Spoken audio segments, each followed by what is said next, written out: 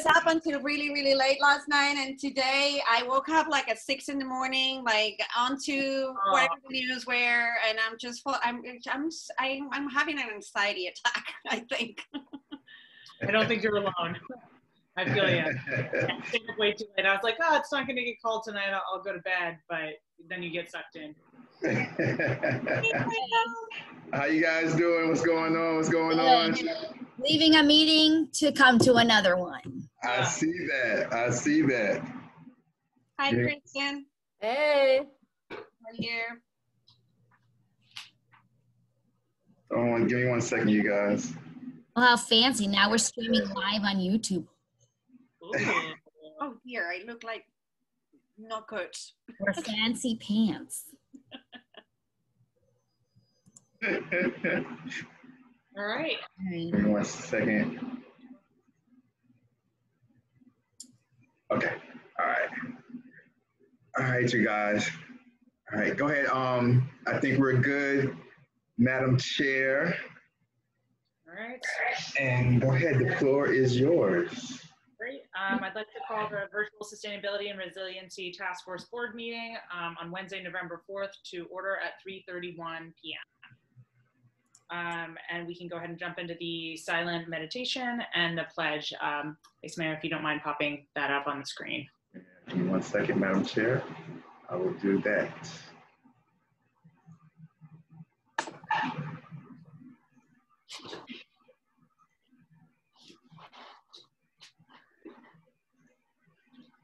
All right.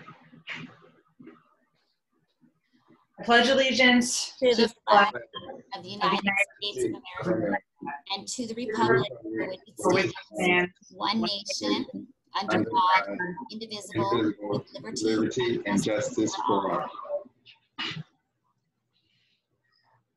Okay. And I'll turn it back over to you, Vice Mayor, soon to be Mayor Nickerson. No problem. Thank you very much, Madam Chair. I appreciate it. This is roll call, Madam Chair. Chairperson Elizabeth Carpenter. Present. Thank you very much. Vice Chairperson Maribel Fruitstone. Present. Thank you.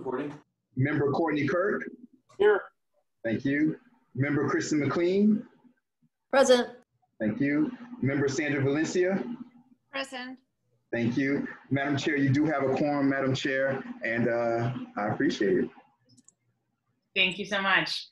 Do we have any additions or changes to the agenda we want to make for today? Yes, we do, Madam Chair, if I may. I wanted to add under the agenda items, I think this maybe should go to H3. I think we should probably keep the next meeting for the last discussion like we usually do. So I think H3, we should go to Member Kristen McLean announcement. Okay. And then in H4, I want to have Task Force Resolution Vice Mayor as liaison. Okay. And then H5 will say the next SNR Task Force Board meeting.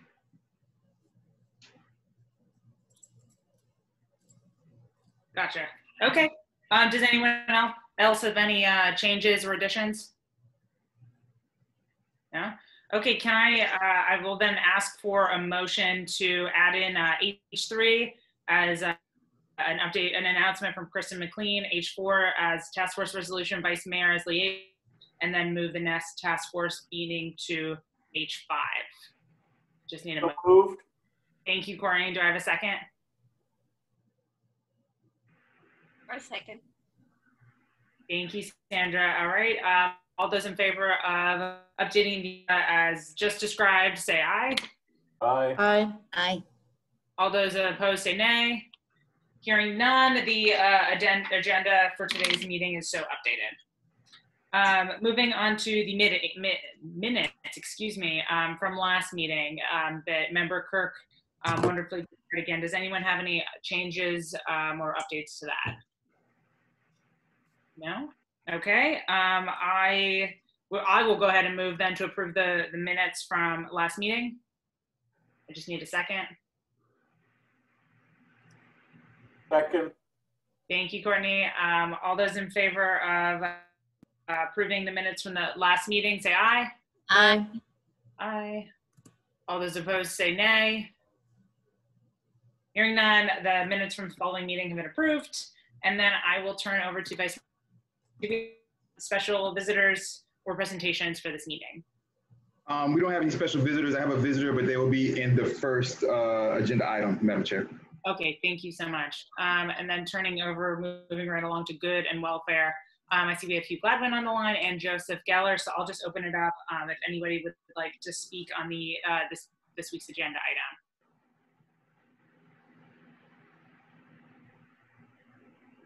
Don't see any hands raised. Okay, moving right along. We will then, I see Joseph Geller has his hand raised. Joseph Geller is going to be part of agenda item number 1. Okay, great. Well, then we can go ahead and jump into agenda item number 1, and I can move Mr. Geller over. Oh, someone just did. Thank you. I got you. Thank you very much, Madam Chair. I appreciate it. Agenda item number 1, you guys. We've been waiting, asking about the contributors who are the non-voting members that would be part of the task force and how the Sunshine Law applies to them. And Mr. Geller has taken out some time real quick to come on to tell us about this situation. Mr. Geller, if you want to come right in. Yes.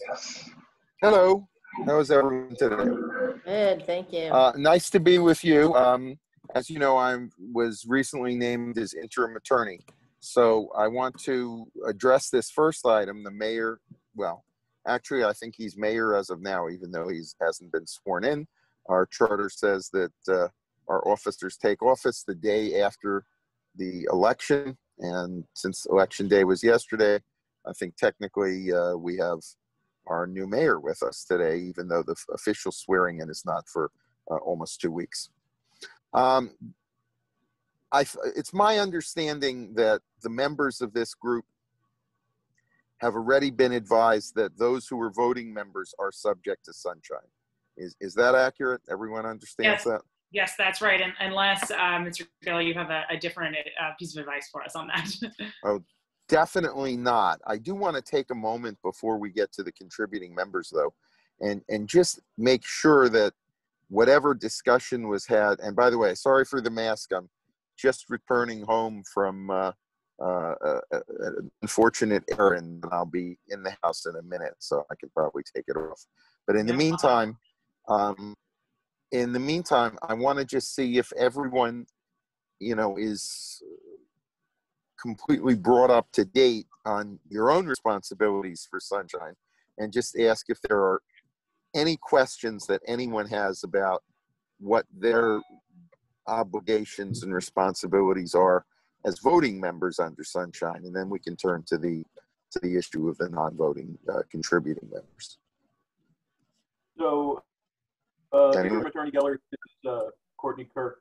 Madam Chair, do you mind? Yes, please, Member Kirk. Thank you. My understanding, as we've been advised, is we cannot discuss any item that is before or may become before the task force in anything other than noticed meetings. However, we can still maintain social contacts with members and continue to have personal relationships as long as we avoid any discussion or involvement with any topic that may or is before our task force. Is that reasonably accurate? Yes, that's actually entirely correct, Mr. Kirk. That's precisely right. You can have a picnic together. You can talk about the Dolphins or even exchange views about yesterday's election. What you can't do is discuss anything that is or will or might be a topic of business, because you're constituted by the village, officially, and your purpose is to give advice on matters to the village council.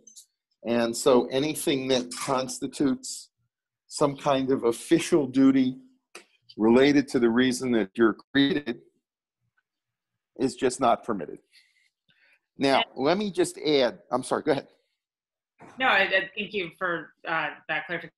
A quick question. We're allowed to speak about matters that impact the village generally, as long as they don't pertain to task force business. Is that also correct?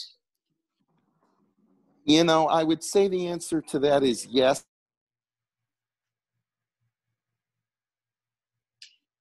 All right, I think we lost you, Attorney Geller. I think he's probably going from the car to the house. Yeah, I guess. Wi-Fi.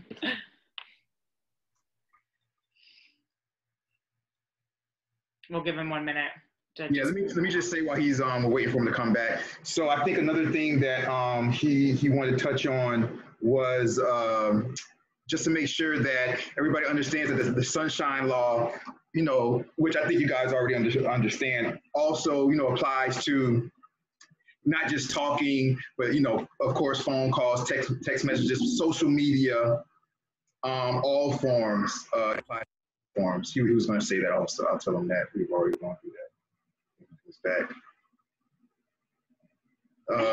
Question, and is Can you guys hear me? Oh, yeah. There we go. Yes, is this better? Okay. The question is, what could you have come before you that was, if it's a matter of village business, it's kind of hard to say that the task force would be prohibited from discussing it. I know you're talking about sustainability. I know you're talking about resilience. I suppose we could try to come up with something that would be a topic related to the village that couldn't possibly impact sustainability or resilience. You know, maybe the little library or something. Is that ever possibly going to come before you?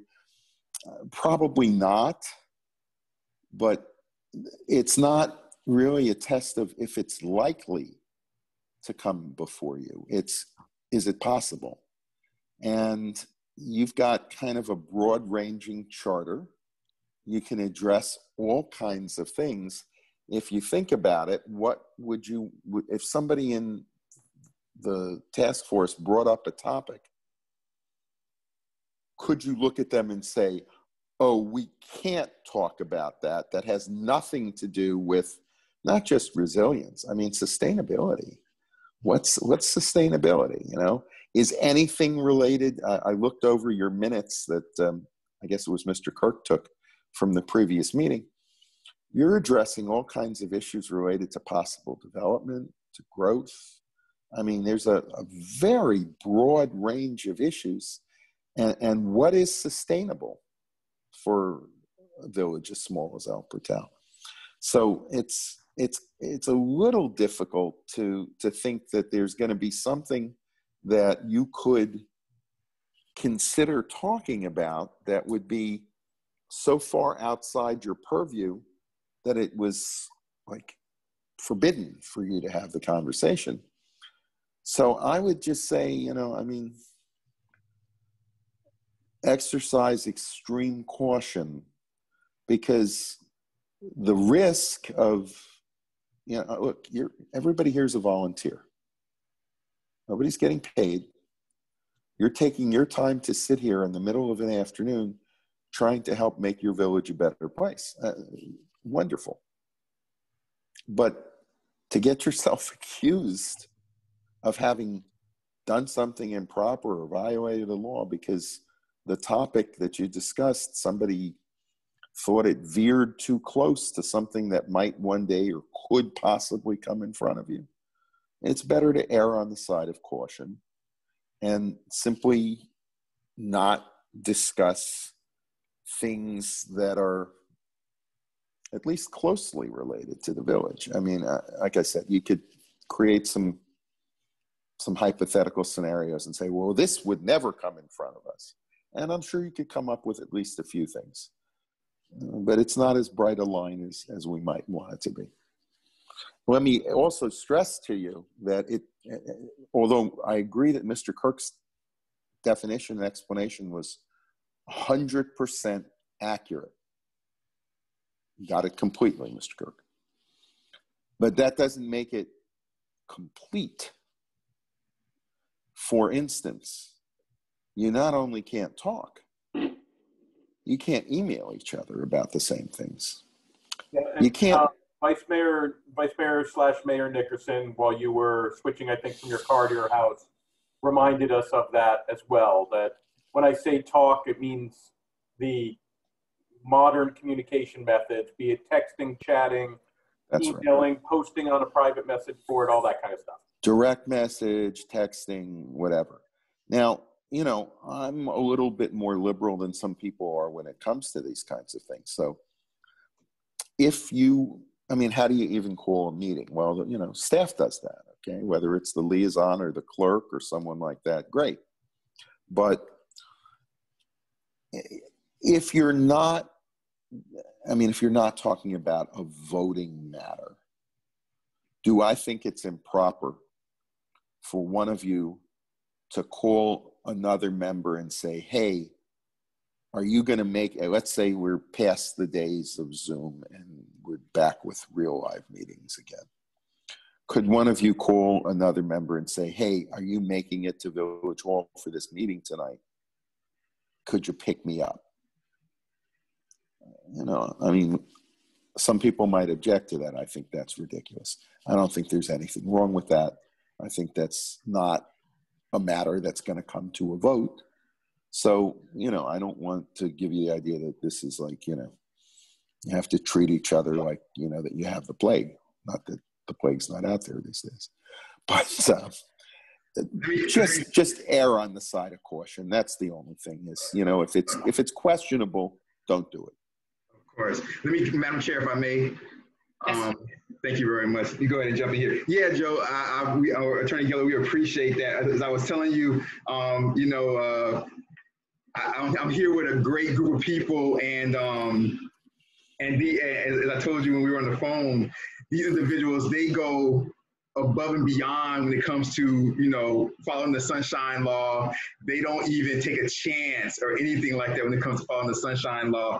And we were discussing, so I think the question that we had was contributing members, right? Because we have, these are the 5 voting members. And so this task force can go up to 25 members. We kind of discussed when we were putting it all together. And the other 20 members would not be voting members. So I think with that, we should probably hit on that, because that will come into the non-voting members, and if they can discuss these items that may be coming up with these voting members, or even amongst themselves with other contributors. I think the first question is more black and white. I think we have a distinct answer to that, as me and you spoke with the non-voting members, the contributors. Speaking to the voting members, I think it gets more gray when we're talking about the non-voting members speaking to other non-voting members. So if you want to hit on that real quick. Okay, so I would basically answer you this way. Again, the rule on these things, these are ethical issues. Nobody wants to get accused of violating basic ethics when they're volunteering their time trying to help their community. It's just not a risk anybody wants to take. And if it happens just once, it can just chill any future participation by anybody and kill what you're trying to do. The basic law that talks about advisory boards doesn't say, well, it only applies if you're going to vote on something. That's just not it's a factor, but it's not the determining factor. If, 10 of your contributing members come and say, do this, do it that way, do this other kind of thing, there's a very good chance that you as responsive voting members are going to say, wow, 10 of our contributing members all think that the right thing to do to help the village achieve sustainability and to avoid, some problem if the Little River Canal floods or whatever. You're likely to follow that. So they have a voice in the recommendations that are made by this body to the city council. Because of that, I think that the best and most prudent advice, the one that doesn't risk towing the line, that avoids stepping on the line, is to simply advise anybody who wants to serve as a member of this task force, voting or non-voting, that they should govern themselves according to the Sunshine Law. They should make sure that they don't engage in separate discussions. That's hard to do. I mean, people sign up for this task force because they're interested. They want to talk about it. They want to be involved. They want to, you know, make a contribution. There are ways that you can comply with the law and still have discussions, which I'll talk about in a second. But the basic answer to the question specifically is to advise these people that they're a member of an advisory board, voting or non, and accordingly, they should consider themselves to be governed by the Sunshine Law and the same restrictions that we just went over. Now remember, if you want to have a separate discussion, you don't have to wait till the whole task force, all 5 voting members, has a full noticed meeting. You can have what are called workshop meetings. This is how city council members can communicate with each other outside of formal council meetings. But you can't do it just on your own because you feel like it. Those meetings have to be publicly noticed. They have to be made available. They have to be open to any member of the public or the press that would want to sit in on them. But if you just, I mean, if you, Madam Chair, want to have a big discussion with the vice chair of the task force and figure out where you're going to go with it, you can do that as long as you comply with Sunshine. Notice it, allow anybody else, the mayor or your fellow members or just citizens who want to see what you're talking about, or if the reporter covers it for the Herald wants to do that, or the blogger or whoever, have your conversation. Madam Just Chair. make sure it's open. Yes, Member Kirk, go ahead. Thank you. Attorney Geller, on these workshop meetings, does a quorum need to be present to do things, or is it simply, we're going to do a workshop, I'm going to show up, or assuming it's noticed, I'm going to show up, and so are 7 of the non-voting task force, or maybe 2 of the voters and 7 of the non-voters, doesn't matter. As long as we don't make a decision, Yes, right? It wouldn't be noticed. that's correct. Okay. That's correct. You still have to notice it either way, but it can be just you and one other member. As long as you notice it, it's okay under Sunshine. And as long as you're not going to be voting or deciding anything. Now remember, you know, it's not just I raise my hand and record this. If you're sitting there, okay, this is what we're going to do. Okay, this is it. Yes, this is what we're going to come into the meeting. I mean, if 3 of the voting members have a workshop and you all agree how you're going to vote at the next meeting to the exclusion of everybody else, even though it's noticed, no, that's not proper. But to talk about ideas, to exchange ideas, to get things out on the table, as long as you don't make decisions or vote, doesn't matter who shows up as long as it's noticed. Madam Chair, if I could jump in for a second, Madam Chair. You guys think about when Attorney Geller is talking about the workshops, think about that when we have our town halls and things like that at the village. Like, remember we had like the Crystal Ray Town Hall and things like that. Like, we talk about the ideas and stuff like that we're probably going to be voting on, but I can't tell Claudia at the town hall, oh yeah, I'm going to vote that way in our next meeting. You know what I'm saying? So at the town hall, we you know, we say it and we advertise it, but not every council member has to show up at the town hall. It might only be 1 or 2. So that's kind of how you think about workshops, how we've done town halls at Village Hall in the past. Just think about it like that. The only other little thing is, remember, you're governed by Sunshine. You're also governed by public records. So if you're, you know, maintaining files on this, if you're, you know, compiling notes such as Mr. Kirk did, if you're gathering various documents, because, for instance, I saw that a couple of you were liaison with other outside groups, you know, with the county, with neighboring municipalities, whatever. If you're gathering documents in support of your efforts as a member of the task force, and this, again, goes for the non-voting people too, those are public records. The public is entitled to see what you've got. If you get a letter from somebody or send a letter to someone, you're doing the public's business. So they're entitled to know transparency. So I would just say, just remember that, you have to keep those things. You're not supposed to just tear them up when you're done. I mean, there are some policies on records retention, you don't have to keep them for the rest of your life, long after you're off the task force, but you're governed by public records as well. Would you say that in speaking on the public records requests laws, are emails on this subject directly subject to public record requests? Okay. Absolutely. Absolutely. Now, if somebody asks for them specifically, your obligation is to gather them up and turn them over. If you don't especially keep some permanent record of your texts, and the text service regularly deletes them every, 6 months or a year or whatever it is, unless you're specifically put on notice, if they're not normally maintained, that's another issue. So one quick final note, I don't know if people have pens handy or something, or your cell phone or something to take a quick note. Okay. I try to be very hands-on. You're doing the public's business. You're here to help the village. I'm sure the mayor and the council and the staff all appreciate that very much. So I want to give you my cell phone number. It's 305-409-4431. And I'm Joseph Geller, or Joe if you prefer. I answer to both.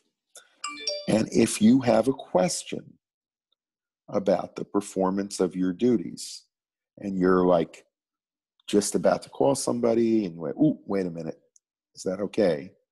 Or somebody's calling you and you don't know what you can say to them, feel free to try to reach me at any time. If I don't answer, I will give one little caveat. I don't much listen to voicemails. If I listen to every voicemail, that would pretty much be my day.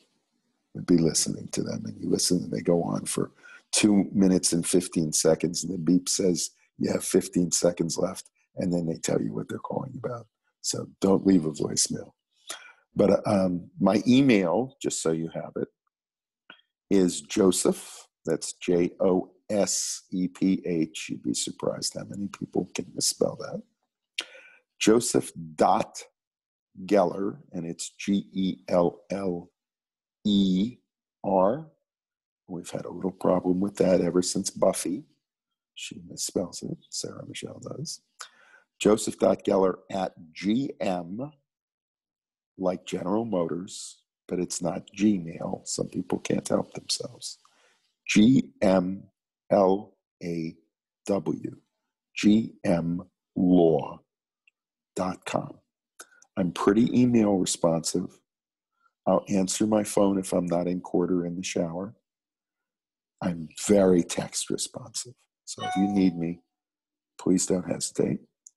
And if there are any other questions of any kind, I'll probably hop off when we're done with this agenda item, unless you need me back on the, what was the resolution you're considering? The Fertilizer Ordinance. Fertilizer, yes. Well, I hope we spread quite a lot of that in the course of the next discussion. But if you have any questions on that, don't hesitate to call me back. But before I do hop off and let you get to the rest of your business, if there are any other questions, and if you think of one later, don't hesitate to call. Thank you so much, Attorney Geller. Just really quickly, does anyone have any other questions before we let it go? No, ma'am. Perfect. Thank you so much for jumping in and answering all those questions for us. And I know we're all looking forward to working with you. I appreciate it. Same here. And Mayor, I'll flip it back to you in the chair. Thank you, guys. Nice talking to you. I look forward to it. And congratulations, Attorney Geller. I know you got reelected also as a state rep. So yeah, just unopposed, which is the way to do it. But I guess you know that, Mayor, right? Our whole council knows that. It is certainly the path of least resistance, but thank you very much. Everyone have a wonderful afternoon. Like I said, if you, in the course of the meeting, you need to call me back if something comes up. I'm here. Thank you. Thank you so much. Bye. Bye-bye. Okay, great. Well, that was very helpful. I guess that does bring us right into our next agenda item, which is the adoption of the fertilizer ordinance. And I think that we probably will have some questions for Attorney Geller, but I thought it would be better if we spent some time kind of going over everything and solidifying some of this. So Kristen, I will turn it over to you if you'd like to give an overview, or I'm happy to run through it as well, but I will hand it to you since it's your agenda item. Oh, you're muted. I would be happy actually to have you walk us through it if you feel comfortable with it, because although I raised it because I think it's important, I think you, with your background, maybe have a better handle on it, perhaps. I don't know. I mean, sure. Go ahead. Yeah, well, I was just gonna say the one that I originally brought up last meeting that we were going to discuss today was really just a boilerplate from the Waterkeepers version. And one of the things I did hear is that there's a pretty robust version that's being considered at the county level right now, just as an FYI to the council or to the task force, because it's possible that the county may come in and impose and pass one that supersedes ours, maybe. I don't know actually how that would work, but I just wanted to put that out there. So either way, I'm okay. Omar linked to the original version, so we could go over it together. Great. Yeah, so just as a little bit of background from you, the link you sent this time is the same as the last one, right, from our last meeting? Correct. Okay. I mean, Omar sent it, but it's different. It's the same one that I originally put out. Yeah. Okay, great. So as a whole, I'm very in favor of us adopting a fertilizer ordinance. And I know that Miami Waterkeeper does a great job with this. And I know the Everglades Coalition, which is the Miami Water member of, is very supportive of these types of ordinances. I'm curious, Kristen, if you have any background on what this draft ordinance has been through. Is this already adopted by a number of other municipalities? Or is it just their initial document that they're sending across and we put on folds? This is their sample document. I know, I have heard that there are other municipalities who have adopted it. I don't know specifically which ones have. I brought it to our group just because coming out of the Biscayne Bay Task Force, the adoption of a fertilizer ordinance was something that was seen as achievable by many of the municipalities that are in the watershed. So that was the reason that I brought it forward. So I'm not entirely sure who else around us has considered it. I know that from talking to Mary Benton in Miami Shores, that it's been raised in Miami Shores as something that they would like to see happen, particularly Mary because of her interest in insects and butterflies.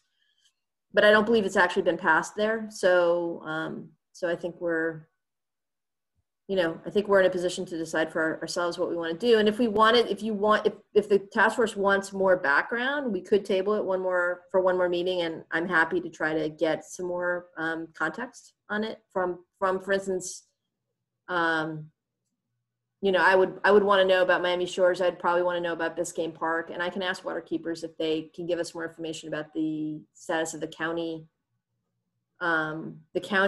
ordinance that is under consideration right now. And of course, because Danielle Olivier-Cava just won her seat as mayor, it's possible that might be fast-tracked also. It's hard to tell.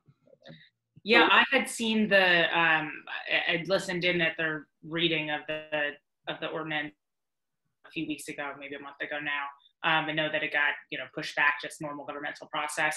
I don't know how it compares to this one, and I'd be curious about that. But I think that you made a really good point when you were first introducing it, that I'm still in favor of El Portal having our own fertilizer on the books, even if the county does, for a couple of reasons. One, I think it makes a statement about our policy and what we are doing as a village to address water quality going into the Little River, which is affecting the bay.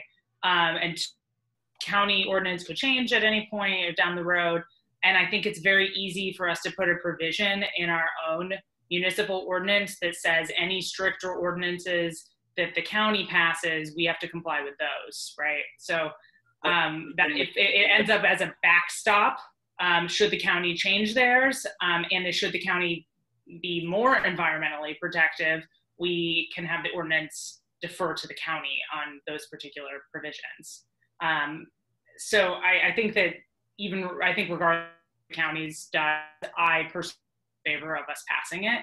That's my first point. But the second point I have is that in looking at this a little bit closer, I noticed it references a Florida statute 403-9337. And I looked at that statute. The statute actually says that each county and municipal government located within, well, let me just summarize it. So basically says that any municipality within a watershed of a body of water that has been listed as impaired by the Florida Department of Environmental Protection is required to adopt the Florida Department of Environmental Protection's model ordinance for friendly fertilizer use on landscapes. And I believe that the Little River is an impaired body of the state of Florida. It is. And so that's my question is whether, and I guess I'll send this question to Vice Mayor, future Mayor Nickerson, about whether or not we already are complying with the statute saying that we have to have adopted FDEP's model ordinance for Florida friendly landscapers, whether we already have something in place complying with this. So we don't have anything in place. What usually the way we do things is, which has been kind of a mistake in the past, is that when something comes out countywide or statewide, then you're kind of adopting it without officially adopting it because you're part of either the county or the state. But there are some things which we have to go through and look. There are some things to where you have to directly have a resolution or ordinance to adopt certain things to be a part of it. But most things that comes down as a county or a state, since they're over you, you're automatically involved in whatever they pass. So I have to look at that and have Attorney Geller look at that to see the fine print. Yeah. Okay, great. That was going to be my next. This really impacts our ability to adopt an ordinance, or even if it doesn't impact our ability to, it impacts the type of we adopt. And now that I kind of summarized that, I just want to read the specific provision of this. This is a Florida statute. It says each county and municipal government located within the watershed of a water body or water segment that is listed as impaired by nutrients pursuant to 403-067, which regulates the total maximum daily loads of nutrients allowed to go into a water body, shall, at a minimum, adopt the department's model ordinance for Florida-friendly fertilizer use on urban landscapes. So this was passed. Last one was in 2012. So under this, we were already required to, unless, as you mentioned, Vice Mayor Nickerson, that the county has already done so. But my understanding of what the county is looking at right now is that they had not already done so. Yeah. So I want to look at, given that we don't have anything in the books, I want to look at what its model ordinance for Florida friendly fertilizer use on urban landscapes is, and how adopting, whether we just adopt that, or whether, as the statute allows, we adopt something stricter. So that is a little bit of legal research, I think, that is required. So I would like to ask Attorney Geller if look into that for us. So that's kind of my broad picture take. And then I'm happy to, thank you, Vice Mayor. I'm also happy to down the actual ordinance, and I highlighted and crossed it up and edits, but I think we kind of need to answer this overarching, are we complying with the statute first? Yeah, and just to confirm, I did reach out to Mary Benton, and she said that Miami Shores has not adopted anything as of now, because she goes to all the meetings. So, Madam Chair, since we've had this for a couple of meetings, at least tentatively on the books to discuss, can we at least discuss some of the content of it? I do have some concerns with the particular ordinance that was given, as well as more generally, and I'd like to bring them up. If you don't want me to, I will shut up, but I'd like to. Yeah, I think that that's, of course you can. I think that that's a great idea. And I think that the answer to the broader procedural question, whether we're complying with the Florida statute, is probably an easy one. We can probably pass an ordinance that very much mirrors it. And so it's kind of just something we need to make sure we're complying with. But then, you know, presuming that we're consistent with that, then everything that you just said and all these points within the actual ordinance we adopt are really relevant. So I think it's totally fine for us to go ahead and discuss the details of a potential ordinance at this time. And then we can just hold off on really making an official decision until we have some more concrete answers. Thank you, Madam Chair. I'd say in general, of course, I support the concept of regulating commercial fertilizer, et cetera. My concern is much more for the homeowner and for enforcement. So we don't seem to enforce anything in El Portal. From a code enforcement perspective, at least not for the last 6 months. So I fear that adding yet another item to be enforced is a waste of our time. So part of me is, you know, there's really, it's challenging to say this thing will have any teeth. I mean, I've seen the fines in the last page, but I question whether that will actually accomplish it. This particular fertilizer ordinance does two things which I find not great. Number one, their definition of fertilizer is very challenging. Any substance or mixture of substances that contains one or more recognized plant nutrients that promotes plant growth. So when I take my mulch, I cannot actually apply it. I cannot take when my mulch decomposes and becomes dirt, I cannot actually take that and put it on my plants or on my turf, because although natural, it does contain substances that are recognized plant nutrients.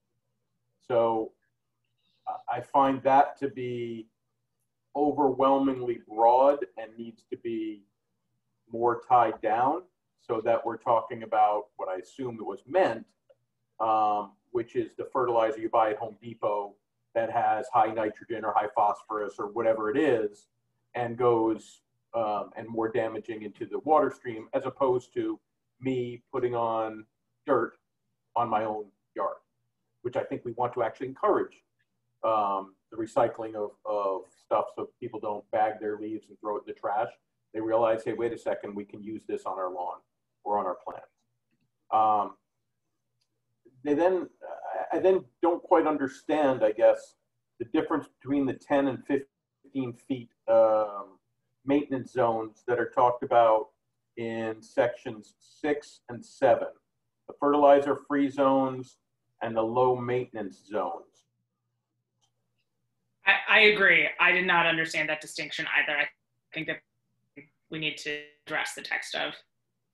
So I guess my, I am in no way a plant guru, as anybody who's seen my yard would know.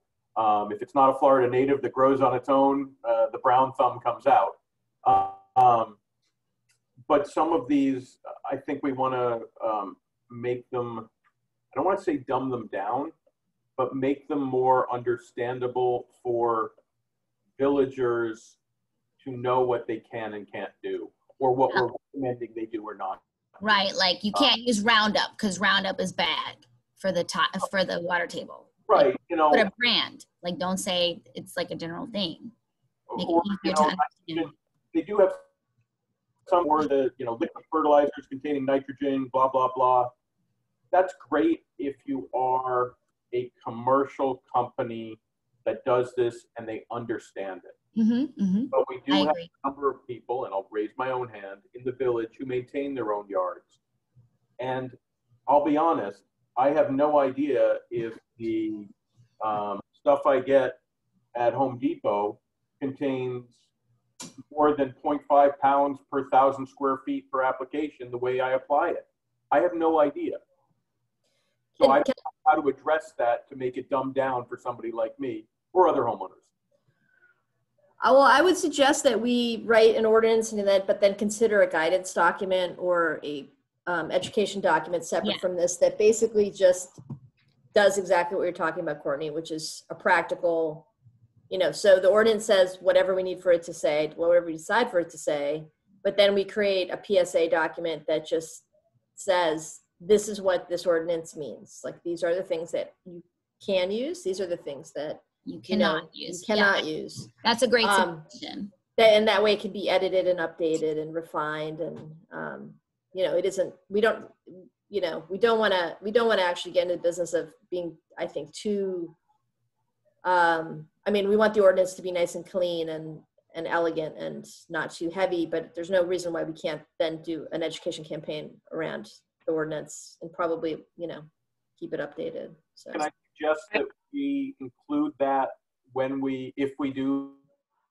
have an actual ordinance, that at the time we pass that, we have that PSA document so we can translate the technical jargon into what it means to the regular person. Because quite honestly, I'll look at the technical stuff and say, I have no idea what 0.5 pounds per 1,000 square foot means in practical terms. Does that mean I can't use a handful of this fertilizer? And the answer may be yes, but I at least need to know what it is that we are saying we can and can't do. So I'd like to see the two of them go hand in hand if we do it. I think that's great, Courtney. I'm just to interject real quick. Hugh, I do see your hand up. I'm going to let Courtney finish the points he wanted to make, and then we'll jump over to you. Courtney's finished. Okay. Okay, Mr. Gladwin, then, I see your hand up. Please go ahead.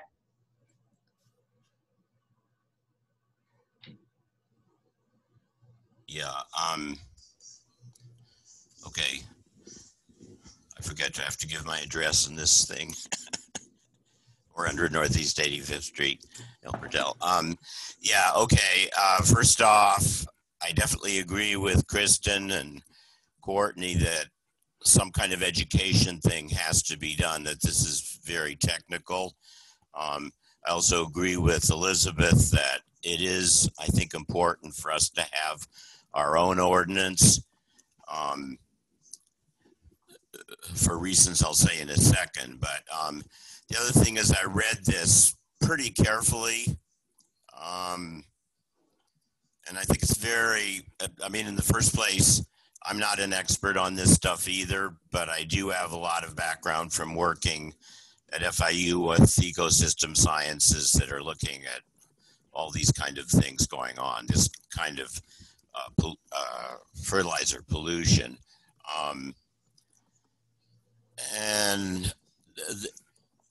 Basically what this is a document that a commercial company that you hire, all the way from a big company even down to a yard company that does things, if you're going to let them fertilize your lawn or whatever and make decisions, it's like anything else that gets done on your house.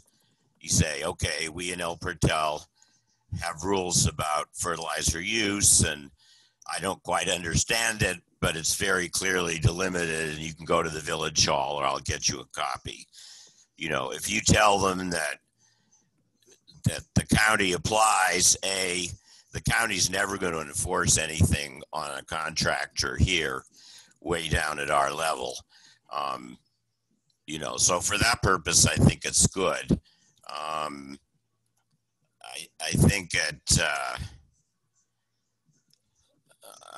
there were some technical things in there I had to kind of look up. I thought the distinction between the two, the 15-foot and the other one next to the river, were clear, but, the terminology, a buffer zone really refers to kind of, as I understand it, like building a small berm or something.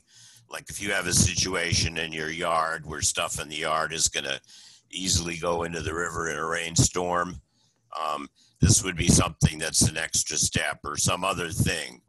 It doesn't have a rule about putting fertilizer on the 15 feet, whereas the 15 feet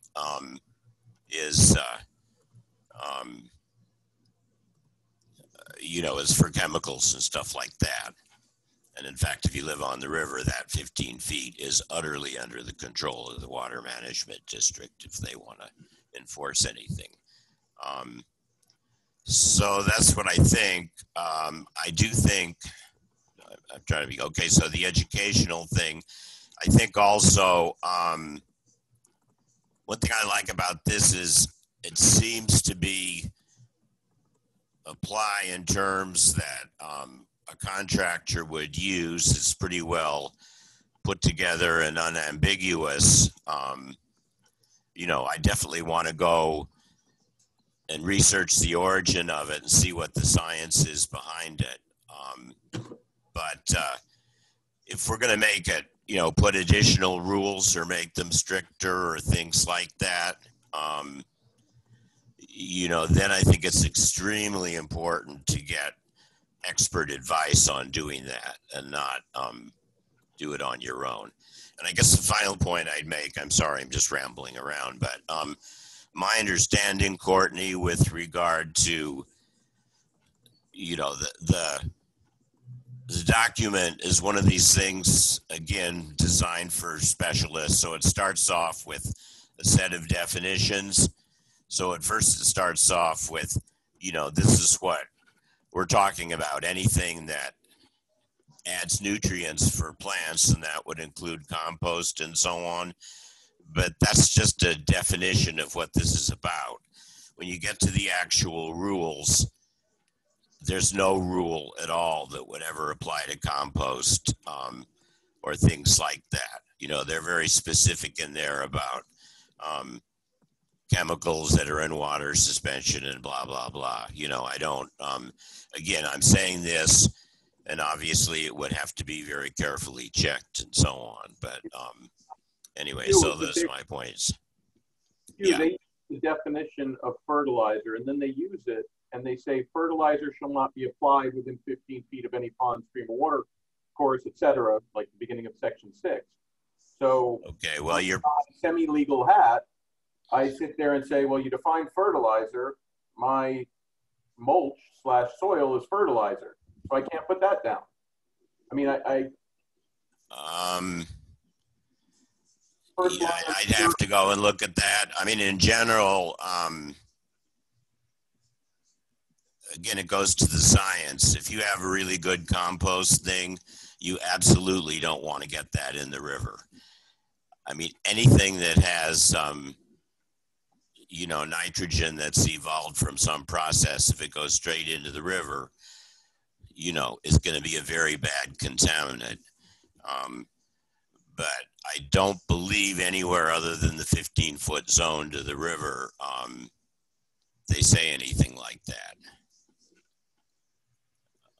I believe, I don't know. I mean, again, I'm not saying you're wrong at all, Courtney, and I'm not saying that I know everything I'm talking about. I just think these are things we have to look at, but it seemed to me that things in there were pretty clear. I mean, that they were just... Sorry, they do at times refer to granular fertilizers, which obviously, separates it from the dirt type fertilizer. Right. But that's only... I mean, the 15-foot thing is, if it's 15 feet, then it can wash right into the, into the water body. If it's further inland, it's got to be enough liquefied or in solution that it will stay and then go down into the water table and go out that way. Again, this is all being technical, but, and I guess the final thing on enforcement is, like even if you're like building your own house, doing your own construction, you get a building permit, the rules are quite complicated in some area, but it's assumed that, you know what you're doing. But I don't think, I think these rules are straightforward enough that if we did have an educational pamphlet, you could translate them into pretty specific things. You go into Home Depot, look at the shelf, there are only so many products there. And, maybe translating into all these different ratios. I mean, pretty much you have to do that anyway. And just to add, a big part of this too is just very easy to understand. Like, you are not allowed to apply anything between these months. You know, like, I think that we will have an easier time translating some part of this. Right. Yeah. And that is the really important part for people, because when people have a fancy lawn that's like lush grass that needs fertilizer, generally that lawn is going to get a lot of water in those months because it's the summer, but you know, they may want to fertilize it if they're going to have a fancy lawn, although I don't think I have many neighbors who like worry that much about lawns in that tell. But. No, I just, again, on this particular thing, I'd like to make sure that we have clear definitions that are actually applicable. I'd like to make sure we dumb it down for people like me.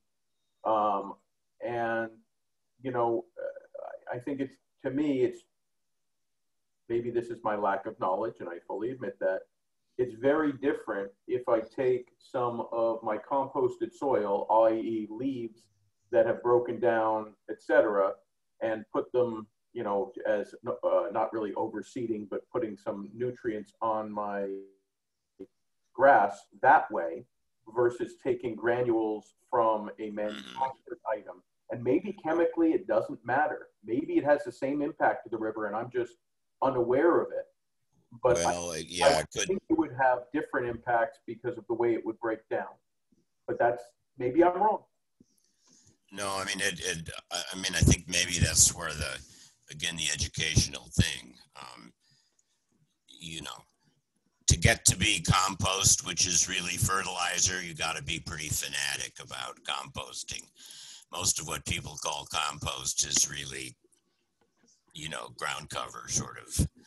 It has more nutrients in it than the red bark stuff people put down. But so I just want to kind of add to this. I think that those are some good, Courtney, and I don't want to lose sight of those. But our hands are, some of the picks may not necessarily, we might not actually have a choice to adjust, because I think our hands are kind of tied in that I believe we have to adopt the Department of Environmental Protection's model Florida-friendly fertilizer requirement. And so if we adopt it, we can't change any of that. And then it's up to us to craft something that builds on that and is potentially stricter if you would like. So, but I don't believe this. Sorry, Madam Chair, are you still going? Because it's kind of breaking in now. Okay. What we have here, I don't believe, and I could again be wrong, I don't believe this is what the Florida-friendly, what the statute requires. I believe this is above and beyond what the statute requires. Kristen, do you know if that's true? Because if this is from the water keepers, I would assume they would encourage a more stringent and more healthy river than people up in Tallahassee would care about. Yeah, this is definitely not meant to represent or, I mean, I think passing this would definitely qualify, but this is not meant to be a sample ordinance specifically for meeting that requirement, right? It is quite a bit more stringent. So, I mean, and again, it's posted as a sample, right? So I think we can triangulate between what we think we need for, what we think we need to meet the state requirement, and then what else we think we would like to get in there. And also, if we do see Miami-Dade come in behind us with their own version, which apparently is pretty rigorous, then it's kind of a moot point anyway, right? Because that would supersede us, I think, Omar, right? So you could always take what they have, pass it with whatever our tweaks are as well, as a more strict version. Yeah, I mean, I think that the advantage to Hugh's point earlier that we want to be seen. I think that this largely benefits us as being seen as a environmentally progressive village, right? We already are a Tree City USA. We're a bird sanctuary. We have this requirement that Elizabeth has pointed out, but I think that largely what we're saying by passing the ordinance is, as a village, this is a priority for us. It fits with our master plan, and and Elizabeth is back. Hi, Al. Sorry. Yeah, no worries. Yeah, the question, Courtney had the question of whether or not, how the waterkeeper sample relates to the state requirement. I said it wasn't written to, it complies, but it wasn't really specifically written to, be the best practice for meeting the requirement of that ordinance. So, I think we have the flexibility to decide what we want to do with it, but that, to my mind, the important thing here is actually to say to residents, in whatever form we decide is the most balances the needs of the village and the difficulties of homeowners with the requirement, and our interest in being good stewards of the river, that whatever version we decide to pass is going to be okay as long as it covers us. So thanks, Kristen. Did you guys, I kept speaking for a long time after, I'm sure, my internet cut out, so what were you guys able to hear the point I was making about our hands being tied on adopting the state's version of it? Okay. Can I ask you a question regarding that version? Do we have access to that version and see through it and understand what is the requirement from the state? It's something that I don't know if we've have discussed in the past within the task force. I don't know if I can have access to it because I don't know what the requirements are. Yeah, I'm sure it's something that we can find online. I have not seen it. That's kind of the exact point I was making, is that I think the first step really is that we believe that we are bound to adopt that and that we should have already adopted it. So I think the first step is to get it, look at it. Likely we will feel the need to make a recommendation to the village council that they need to adopt this as it stands, as it's promulgated by the Florida Department of Environmental Protection. And then we can see what, if we would like to add anything stricter or in addition to the model that is sent out. And I think that's where Attorney Geller, I would appreciate if he would look at that and just ensure that my understanding of this is correct. And I almost feel like, I think that I really like a lot of the points that you made, Courtney. I think we need to see the DEP's model before we can break down, additional requirements. I'm good with that. Okay. And then I just want to add, in terms of the commercial versus private requirements, I definitely hear you. I do all my own lawnscaping as well. We don't have a lawn, we just have a bunch of bushes and trees and that kind of stuff. But I take care of it myself too. So I definitely understand the point that you're making. But as to the commercial fertilizers, the commercial fertilizing companies, they should be very, very well versed in having to comply with these specificities. And like pesticides companies, for example, like they have a ton of requirements that they have to comply with, a lot of posting, things like that. I just don't have any problem requiring that of our commercial fertilizers, but I am very much, in line with you about being more sensitive to making sure that we're not making an undue burden on our residents while still being cognizant of, as Kristen said, being stewards of the river. So that's just my take on that.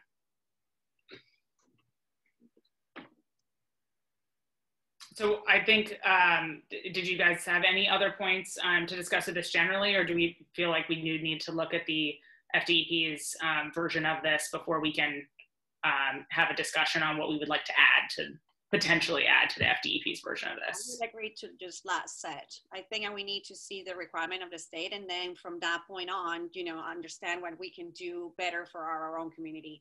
I know it's important because we're closer to the river, and also we have the septic system also, and that is adding up nutrients to the water. So it's even on top of whatever it is that Miami-Dade, is counting within, that requirement. So that is, I think, we need to start from the state and then work on it, in my opinion.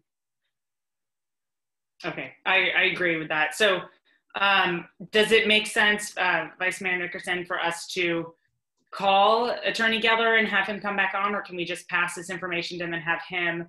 I'm sure that I can find it, but I prefer the actual village attorney to make a final statement on this and send it out. Yeah, so it's better for us to contact him and then give him the time to find it so it's accurate, because if he comes on right now, he might not know exactly, so we'll be wasting our time and his time, because he just might be an educated guess.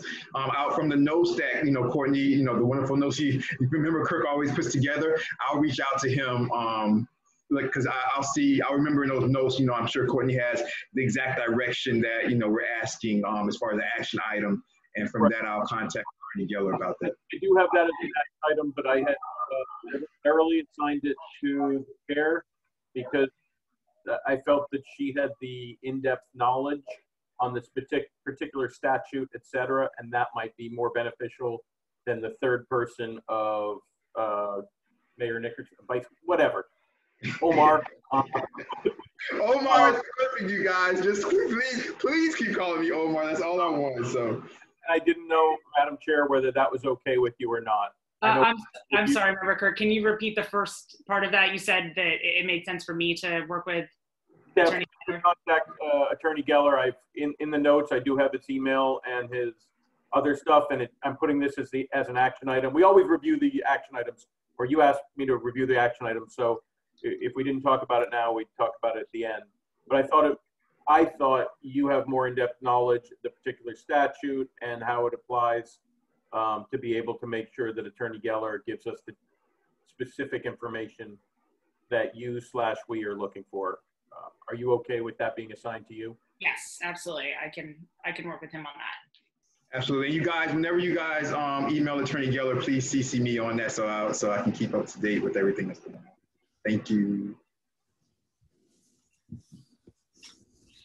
Okay, great. So then waiting to hear from Attorney Geller on this. I'm sorry. Waiting to hear from Attorney Geller on this. We will go ahead and move that to the next meeting as well. If you, Vice Mayor, if you wouldn't mind adding that to the agenda, and Member Kirk, certainly doing that. Perfect. Thank you. Great. Okay, so then that brings us to H3, which is announcement from Kristen McLean.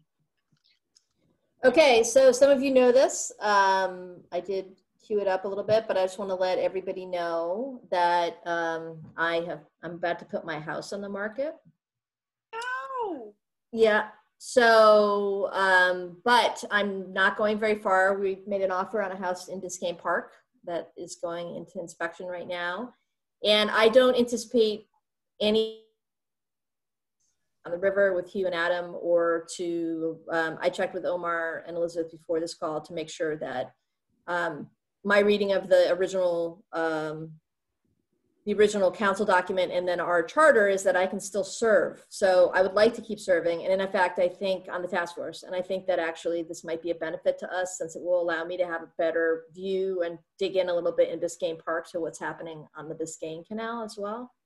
So anyway, so my house will go up next week, I think, and we'll see what happens after that. But I just wanted to let you guys know that it's not, because I don't love you or love El Portal. I really am very committed to the villages, all the villages. So again, I don't think it's going to have a material impact, I hope, on the work that we do here, but I just didn't want you guys to be taken by surprise. So, Madam Chair, if I may.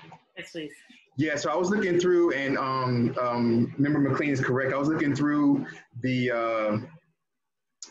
resolution. So I can bring this up real quick.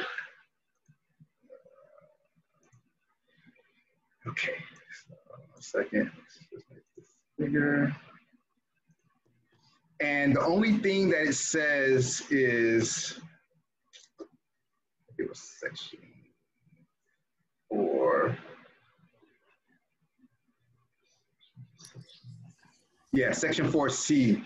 The only thing that it says is at the initial, Yeah, only at the initial meeting, the task force chairperson and vice chairperson shall be elected by a majority vote of the task force members in attendance. Right here, the chairperson of the task force and any of its subcommittees, if we ever have subcommittees, they have to be a resident. So the only thing is that she can't be the chair.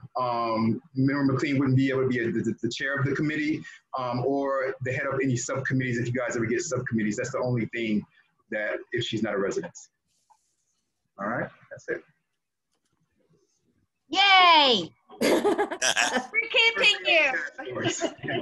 Thanks, Mayor. And Kristen, I think that might mean that you might have to take over as the Biscayne Park liaison. Which Perhaps. for it, because they still, I emailed and called and I'm still waiting. Okay, well, we'll perhaps if that comes to pass, that Maribel and I could swap. Although, you know, I have had a preliminary meeting with Christia on the LMS work. So anyway, I'm happy. I'm sure that, like, you know, it's all going to come together. So anyway, I'm very happy that that doesn't make any material changes in your task force membership. I'm 100% on board, you guys. Woo! Mm-hmm. Great. Okay, awesome. Moving on to H4, Vice Mayor. I have wrote down task force resolution, Vice Mayor as liaison. Yes, thank you very much, Malcolm. I appreciate it. Thank you very much, Madam Chair. So you guys, when we first, when the council was first putting together this resolution, it was that the liaison was going to be a council member, an appointed council member. But then at the very end, when we finally passed it and we did our discussion about it, some members on the council said that they wanted the verbiage that the liaison should be the vice mayor. And I'm thinking of, this is what I want to ask the task force. I was thinking of redoing that resolution just to put the part back to an appointed council member. Let me show you guys real quick. This right here. All right, so this is the other part. And so this is how it was. And it did read that the El Portal Sustainability Resiliency, this is a 5-member, including a member of the village council who serves as a liaison. But then down here, when we finally did the resolution, this is where they crossed out council person and put vice mayor. Now, I don't necessarily have a problem with that, you know, as a whole, but if that stays like that, then this would be my last meeting with you guys. I don't want to leave you guys. so 50% of what I'm about to say is personal because I don't want to leave you guys. But 50% also is just kind of me thinking about the future.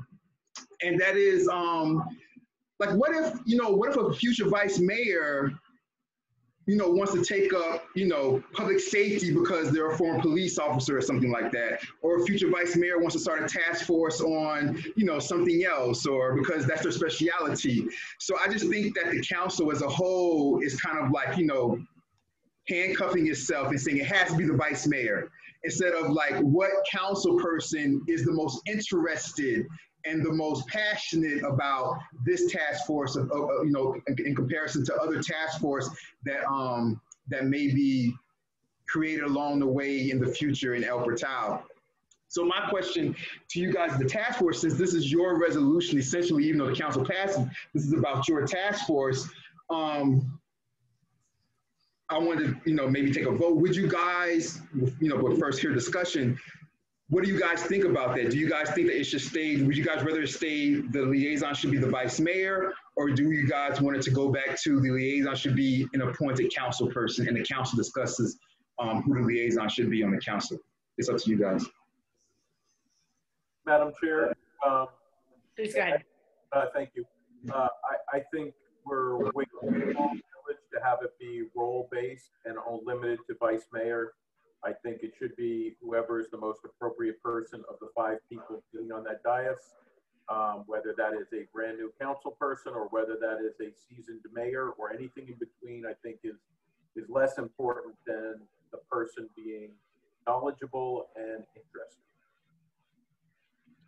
I would fully second what Member Kirk just said. I think that it's a great idea to change that language to, you know, a member of the council, you know, as voted on by the council. as opposed to having it permanently in the vice mayor position. And then unrelated to the larger resolution policy change, I would be very strongly in favor in having you remain on the task force. Me too. I was like, oh, I was talking to Kristen when she was telling me about she was moving. I was like, Kristen, I said, at the first meeting in November 17th, you know, is our first meeting sitting in the new council. I said, man, I said, I'm gonna ask the task force, of course, because it's your resolution. I said, but I'm gonna see if I can change, if they would allow me to change that back to, you know, an appointed council person. I said, because I don't want to leave you guys. I don't be terrible. I'll be depressed. I just think it keeps it more flexible, right? Like anything that's flexible is helpful, you know? I appreciate that from a public policy standpoint and an individual person standpoint very much. So. Well, I appreciate that, Madam Chair. Since it is your task, you guys' task force, it's your task force, is not my task force. What would need to happen, Madam Chair, because this is the resolution, so it's a major, adjustment. It would have to. Sandra, I think, was going to say something before you explained the process. Sandra, did you have something? No problem. Sorry, what was that again? It looked like you were going to add something, and I just wanted to give you a chance to opine on this before. I think in my computer the audio doesn't really work sometimes, and then it gets just trumped by others. But anyways, every single time that every single one that said, I was like, yes, yes, that's what I wanted to say. Okay. So I'm in total agreement, and I believe in flexibility. I don't like to just have, you know, forcing shirts to certain positions, especially regarding the liaison with our council. I think it should be open to whoever is actually interested in being part of it. So yes, and I'm extremely happy to have our Major Nickerson as the liaison for now. Perfect. And again, Madam Chair, the only change, Madam Chair, would just be this one word. That's the only change, Madam Chair. Nothing else is going to change in your resolution. This would be the only change. This would come back. The council person would cut the word council person would come back, and the word vice mayor would just be crossed out or deleted. That's the only change. Mayor Omar. Yes. By the way, after the meeting, I'll be able to call you Mayor without hesitation. But for right now, are you sure the council person addresses that? Because it is mayor and council person. The vice mayor is elected from the council people, but it is a separate elected position. I just want to make sure by saying council person, we're not eliminating either the vice. I see what you're saying. I see what you're saying. That's perfect. I will put make sure the verbiage says mayor and council persons. Or even just to be even more direct, I'll make sure the verbiage says mayor, I'm writing down right now, vice mayor, vice mayor, or council person. Writing it down right now. Thank you. Thank you very much. This is, you know, remember, Kurt, that's why I love you, man. I love this task force. You guys don't understand how much I look forward to these meetings with you guys. It's like I said before, it's a breath of fresh air. And then, you know, I have to go, and then we go into the council meetings, and it's like going to battle. But hopefully from now on, it's not like that anymore. I'm gonna try to set a new, different tone and, you know, across that stuff. But Madam Chair, so what would have to happen, Madam Chair, is that you would have to ask for, because as I said, this is a resolution, even though it's a real small change to the resolution, you would have to ask for a motion. There would have to be a second to the motion, and then we have to go through a roll call of yes or no to accept that. Well, Vice Mayor, because it's a resolution passed by the village council, wouldn't we have to make we would have to, maybe you're saying this, we would have to have an official roll call on a recommendation to the village council. It would then become before the village council and they would have the full vote? Yes. That's what I understood. Okay. Yes, Madam Chair. Yes. Okay. So we need a motion, a second, and then an official roll call on changing the language to allow the mayor, vice mayor, or council person to be appointed as the village liaison to the Sustainability and Resiliency Task Force. That's exactly what the motion is, Madam Chair. So we just need somebody to say motion and then a second on that, if that's what the task force wants. I'll motion. I'll second. Okay, great. Hearing a motion from Kristen McLean and a second from Courtney Kirk. We can go ahead and do a roll call on that. Here we go, roll call, Madam Chair. Member Valencia? Yes. Member McLean? Yes. Member Kirk, Vice Chair Fruitstone, Yes. Chairperson Carpenter. Yes. Madam Chair, this motion passes 5-0. Thank you very much, Madam Chair. Thank you very much, Vice Mayor. We appreciate it. Well, hopefully the council sees it the same way. You guys know we only have 3 members, so everything on the council until our special election happens, I think that will be in February, is what I'm trying to set up through the clerk. Until that happens, everything that goes to the council has to be passed unanimously. It has to be passed because there's only 3 of us, so it has to be passed 3-0. This will be on the November 17th council agenda, along with that's the night we all get sworn in also. So hopefully it passes thing. Thank you very much, task force members. I appreciate that. Thank you very much, Mayor. We really appreciate that you bring it. Omar, I have a question. Yes. Is that still going to be a Zoom or is it face-to-face? I know that the government had said that government meetings would be happening online until November. So November 1st is when the government meetings we're supposed to go back to person, but what's happening is the Governor DeSantis is he's waiting to see what happens with the election, with the presidential election. He said he'll make his decision after the presidential election is decided. Y'all didn't hear me. We're waiting to see, politics is everything. Okay, so as of right now, is the village council meeting happening in person?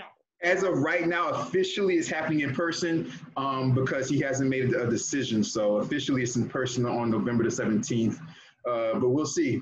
It's a difficult situation, right? Because, some people do want to go back to being in person, but you can't, this is the problem with going back in person. You can't tell members of the public that they can't come in. So if you have 50 or 60 or 100 members that want to come in, you can't tell them they can't come in. No member can be denied to a government meeting. But then how do you socially distance? How would that even look now? I mean, what are we going to put, like 2 chairs and then 6 feet and 2 chairs? Like our village hall is only but so long, but so large. So logistically, it would just be really difficult for the village of El Portal. So we'll see though. Have there been discussions about a hybrid model where, maybe the council is meeting in person, but there's an option to participate remotely and comment remotely and, full participation, not being present? Yeah, we have discussed that and we're looking into that. It all kind of falls down to his decision. And with that decision, that will kind of guide us to what we can and can't do, depending on how strict his decision is and how linear it is. So we have to really wait. You don't have to care about that until you have to actually do the notice. Right? I mean, you right up to the notice, you can decide to go in person or in Zoom. Yes, right up to the notice. So we have, yes, exactly. So we have up until the 15th, if you want to be, really technical, we have up until November 15th because you have to have 48 hours of notice. So we have him until then, but he said that he'll, as soon as the presidential election is decided, he said he'll come down with his decision. Okay. Thank you. Thank you for that update. That basically brought us to H5, which is our next task force meeting. I assume that's what the multiple question marks is, whether we're entitled to have it on Zoom or whether it needs to be in person. No, actually, that wasn't it. Madam Chair, if I may. Yes. The multiple question marks weren't for that. The multiple question marks was because we set up our meetings to have them the first and third Wednesdays of the month because we wanted to get in front of the council meetings if we wanted to add anything to a council agenda or anything like that. The next, the third Wednesday would be November 18th. And we're moving because of Thanksgiving, and the same thing's happening in December, you guys. Because of Thanksgiving is being moved up. The council meeting, instead of the 4th Tuesday, is being moved up to the 3rd Tuesday. So it's going to happen actually before the S&R meeting, the Sustainability and Resiliency meeting. So I just wanted you guys, I didn't know if you guys felt that we had to, I think because of what we went through today with the whole thing with the fertilizer ordinance, we probably should still have it, but I was just I wanted to ask if you guys still wanted to have a meeting November 18th, even though it's a day after the November council meeting. And in December, I didn't write this down, but in December, the same thing happens. In December, the meeting's scheduled for December 15th. And the SNR meeting would be December 16th. I'm really, really tight on alternatives this month for other meetings, but I recognize that I normally would be traveling on Wednesday, which this month means for Thanksgiving going to Orlando. So I don't know how people's flexibility is on Mondays, but I would be open to doing that meeting on Monday, which would be the day before the council meeting. 16. And also, Madam Chair, if I may, before we go on, also, the reason why I wanted to bring that up is because of that also. I didn't know it, I want everybody to be able to, you don't have to say your travel plans. This is a public meeting. But just, you know your travel plans, and all you have to say is, and I would rather you not say your travel plans if you don't know when you're out of town, but all you have to say is you can or cannot make a certain meeting, because people will, may have relatives come into town and things like that, may be busy during Thanksgiving and during the holiday season, no matter what. Can I interrupt for 1 second? Yes. Anything that will be ready to go, I can't imagine the first time we see the next version of the fertilizer ordinance that we're going to be able to discuss it and agree on it and go. My 2 cents is we won't be able to do that in one meeting. Well, keep in mind, Courtney, that the next version we see, if we are required to adopt it, we don't have any ability to change it. It's just a recommendation because we may be required to adopt it as is without changes. But maybe, Courtney, to your point, like we don't really, I was suggesting Monday, not because of the council meeting, but just to try to keep the cadence in terms of spacing out the meetings. My 2 cents is let's just keep what we have, and we've got nothing, in my opinion, that's urgent, that if it doesn't go to the following council meeting, okay. I mean, that's my 2 cents.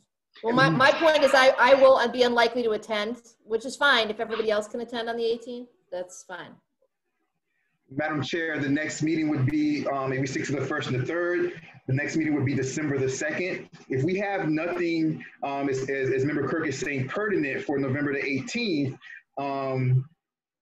you guys can wait till December the 2nd. I'm okay with that. It also gives Attorney Geller an opportunity to really get us answers and things that have been brought up. Just to be clear, though, the 18th is a full week and a day before Thanksgiving. I'm available on the 18th. I know that Member McLean is not, but not that I think that the fertilizer ordinance is the most pressing issue we've had, but I'm concerned about going, what is that, 4 weeks, when what we need to do is look at the model ordinance that the state puts out and then approve that, and then also discuss what it's missing, which I think is going to take a long time. And I don't want to, if we push it off for a month, I guess I would just request that the task force come ready to opine on what they would add to the model instead of pushing that back a whole nother 2 weeks after our next meeting, which would be 6 weeks from today. I mean, I can do the 18th. Member McLean, I'm just looking at the calendar. You're talking about the 18th, not the 25th. The 25th is the Wednesday right before Thanksgiving. Yeah, so I was thinking that Thanksgiving was actually, I wasn't thinking it was the last week. So, but it is the 4th Thursday. So I strike what I said. 18th is fine with me. Okay. So we got no problem. Okay, so the 18th is good. We're going to keep that. Yep. Okay, so we're keeping the 18th? Okay, great. And I said we can discuss, Madam Chair. Oh, sorry about that, Member Kirk. Go ahead. And that does change, I think, somewhat if we have to go and meet in person, because I know that we have at least one person who is taking this from their office.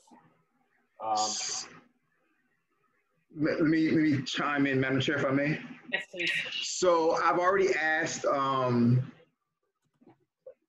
Let's see the right way to say this. I've already asked Attorney Geller to look into the worst case scenario, which is if Governor DeSantis says that government meetings have to go back to in-person meetings, and since this, it was done by task force. I mean, this task force was done by resolution, so it is quasi as far as government board is, but it's still not the council. So, and the reason why I said before I started talking was I'm going to find a way to try to say this was because I wanted to say that I told Attorney Geller to find a loophole, even though the word loophole is not a nice sounding word, but he is going through, and depending on what the governor says, I think that we'll be able to walk that fine line to say that since this is not the official government of El Portal, that we can still continue to be on Zoom. And as long as DeSantis doesn't say all government bodies and government board, task force, and committees, and if he doesn't say that, then which hopefully he doesn't get that specific, then we'll be able to stay on Zoom. And Attorney Geller said he will write that out as the attorney officially to say that we're able to stay on Zoom. So that's what I'm hoping. All right. I hope Me too. please. It's not easy because it's in the middle of the day, so it's not easy. I mean, going to meet with the council meetings and stuff at 7:30 is fine because it's the end of the day. But some of us have to, do things outside or whatever it is, and it's just difficult because this is in the middle of the day. No, trust me, I'm trying. Attorney Geller and myself, we're going to stick to that and find any, fine print that we can to make that possible. So Thank you. It would be great for getting ahead of that, Vice Mayor. I really appreciate that. Also, you guys, we can wait for next meeting on the 18th. We can wait for then to discuss December, because that also will be the same situation as it was for November. Okay. Yeah. I have a question regarding our next meeting. Since I mentioned to you guys that I participated in a webinar with the FIU Environmental Center and what's the name again? Oh my God! I'm blacking out right now. Sea Level Solutions, right? And the Environmental Science Action Network already gave me the access to certain documentations and stuff. So I'm getting all together and creating kind of like a presentation for our task force, so it's easier because it's kind of like 4 or 5 long webinars and YouTube videos that you can actually you will have access to, but it's long. So I'm just trying to summarize it for us. So my question is regarding the agenda for next meeting. Who handles the agendas? You do? Yes, so, okay. So Vice Mayor Nickerson handles the agenda, and if you just procedurally with Sunshine Law, if you want to add something to the agenda, send it just to him, okay, not to us all, because we can't communicate like that via email. And he will handle sending out documentation to the whole task force and adding it to the agenda. And he's very diligent about doing it. He gives us lots of lead time. He's super. Awesome. Yeah, I had mentioned to him that I wanted to work on this document for the task force. So hopefully I will get it together for next. Thank you. Sounds great. Yeah. Thank you for doing that. Okay. Well, we're almost done. Yes. I think so. We might actually be done early. Any unfinished business or general orders? Well, the only thing I wanted to bring up was with Hugh being here and he's been monitoring and we've been getting our reports. Do we need to discuss anything for this weekend with the impending storm? Am I on? Yes. Okay, yeah. Yeah, actually, I was going to get on in good and welfare and just say something about it quickly. I think it's like this huge storm. We're already in the edge of it, even though the middle of it's still in Nicaragua somewhere. And it is coming our direction, and we will get rain and some wind. That's all starting tomorrow afternoon, and it will reach a peak over the weekend. I think we're going to probably be okay as far as flooding goes. I think the most wind we'd get might be 30, 40 miles an hour. But the thing is, this is like the meteorologists don't know what's going on with this crazy storm.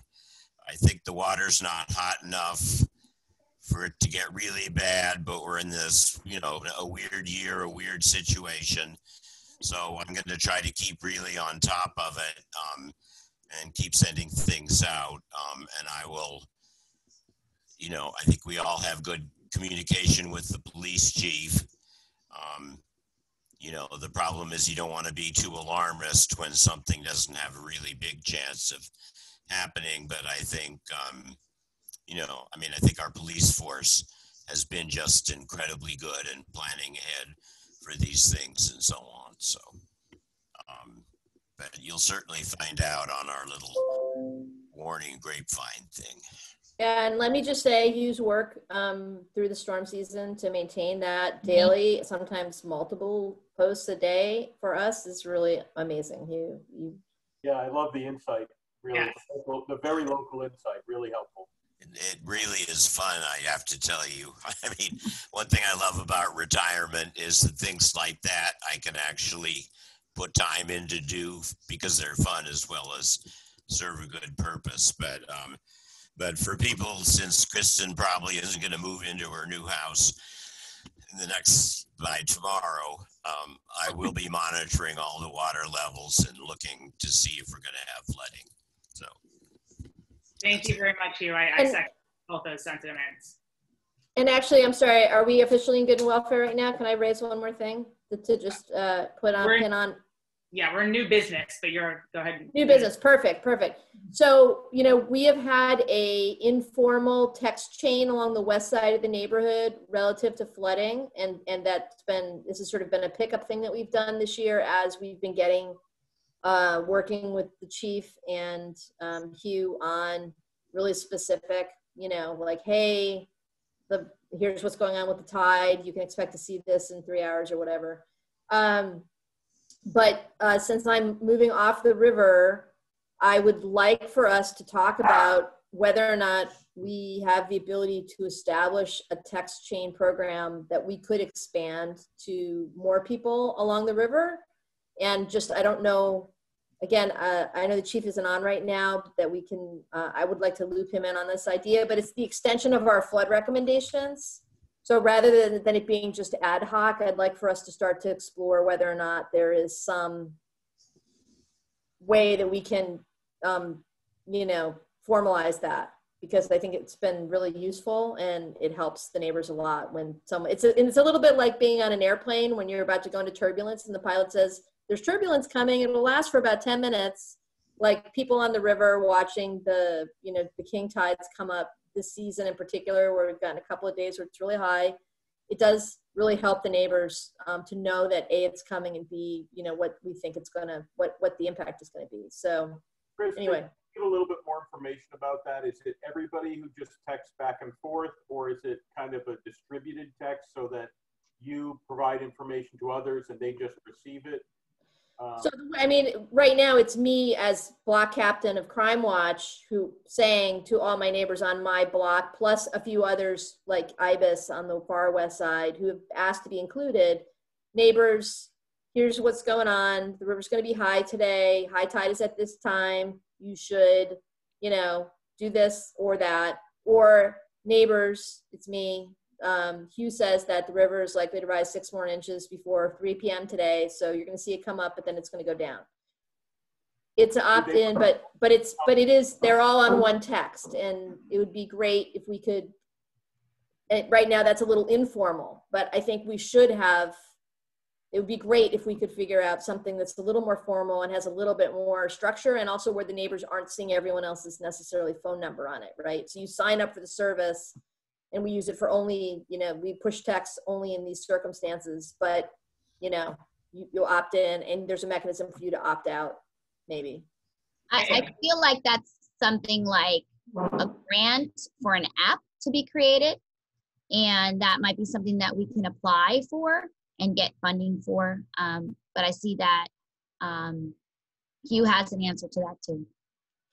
Yeah, I mean, we have some basis for it in our flood recommendations for having an early warning system, and it could take many forms. But I'm recognizing that now that I'm moving off the block, it would be, my neighbors here are going to want to like make sure that there's continuity, and how can we then expand that into an opportunity for the neighborhood. That's what I'm asking. So actually, I'd like to suggest to you guys that for the next meeting you could make an agenda item to discuss this.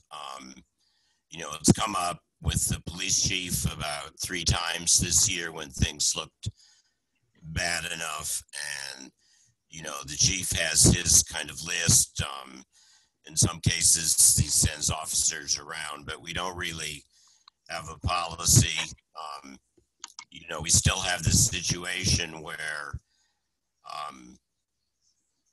in a major, serious bad rain event, we could have people at risk of, you know, having really bad flooding in their house and needing to evacuate, even when the county isn't calling for an evacuation, you know. And if that happens, I've just sort of assumed, and I think the chief has agreed without, you know, that it's like any other risk to a house. If a house is on fire, obviously, you'll get the neighbors up and out, or there's something like that. But, you know, one thing I've always wanted, I mean, I know there's a broadcast email list that the village clerk has. I don't know how complete it is. I don't know if it has names on it. You know, but I would like to see if that list could be made more complete and have names attached, not for me to use, but just so the village has a much better way of communicating with specific houses by email. Because I think neighbors is, you know, these days there's so much stuff you really can't find anything. I know a lot of people don't even go on it that much. So, Maribel? Well, I would like to take on researching a way to communicate. I know that we do things through teaching that pushes right out. There's an administrator, and you send things out. We use in the school like remind.com. It's an email or a text that goes straight to your phone, and it gets emailed to you as well, but it's also on an app. That's an idea.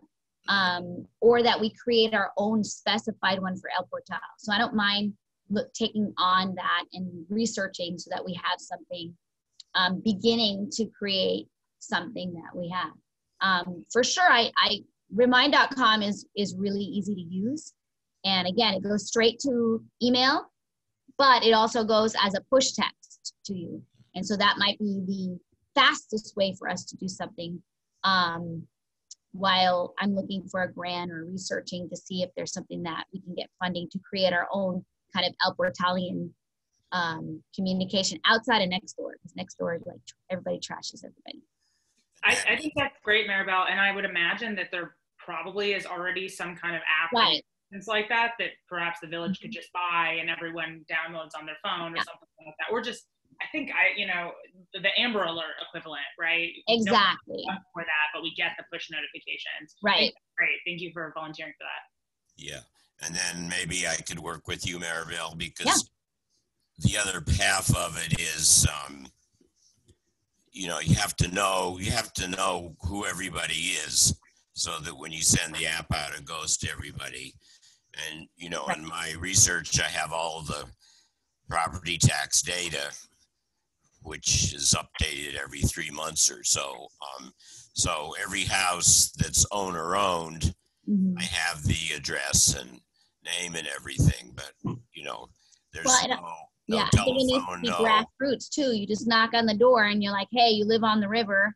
You know, there's a little seal. You go with the police and get information from people. But the database part of it, I think, has to be done too. I mean, I think the village needs to invest in a much, you know, more complete database for communication, you know, and then an app would be perfect, you know, but the app has to, you know who to address. So the other thing I want to bring up as part of this, and again, I think I would encourage us to be like, we can take our time. I don't want to, we're almost out of the rainy season right now, so we have a little time to work on this. And I think, you know, an achievable goal is to have something in place so that by the time we come back around on it, we've got a real system in place. But David Ward having moved out of the village, there's a new chair of Crime Watch in El Portal, Tiffany Thorne.